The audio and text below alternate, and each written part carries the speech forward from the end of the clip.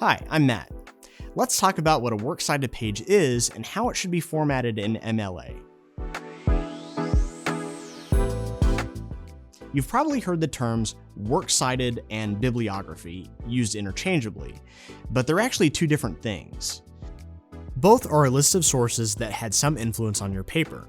However, a bibliography is a list of sources that relate to the content of your paper, whether they are quoted directly or are just some works that inspired your ideas. You can use bibliographies to suggest additional reading to your audience if they are interested in learning more about the subject you discuss in your paper. On the other hand, works cited pages list only the sources that you quoted or paraphrased in your paper.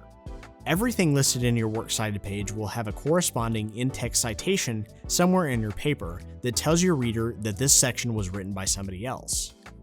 They'll then be able to go to your works cited page and find the full reference, which will allow them to find the quote in the original text.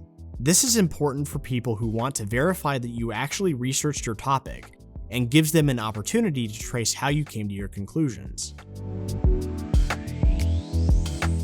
Works cited pages should always be the last page or pages of your paper, and they should always start on a new page. The works cited page should have 1-inch margins around the entire document, and the entire text should be double-spaced. The margins will probably already be set to 1 inch by default, but it's always a good idea to double-check them when you are writing a formal paper.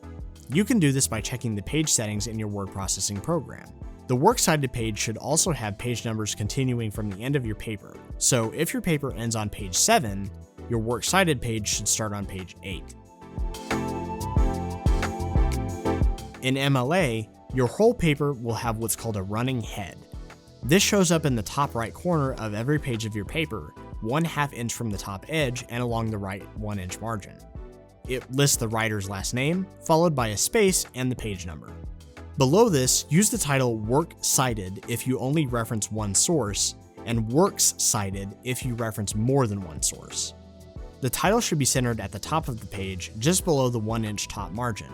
Don't italicize the title, and use the same font style and size that you use for the rest of the paper, typically 12-point font. Finally, use an extra space between the title and the first citation on the page. The full list of your references should run along the left margin of the page, and each entry should have a hanging indent. This means that each line after the first is indented 1/2 inch. You can tell your word processor to do this automatically by changing the page settings. Again, make sure that all of the lines in your works cited page are double spaced.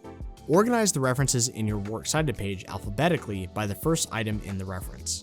So, if your references are 2 books in a film, you'll alphabetize the books by the last names of their respective authors, and you'll alphabetize the film by its title. It'll help in the long run to keep your works cited up to date as you research your paper. But don't worry about formatting everything until after you've finished your final draft, since you never know if you might end up not using a source during the revision process. Check out EasyBib citation tools if you need help creating the references for your works cited page. I hope this video was helpful, and I'll see you next time.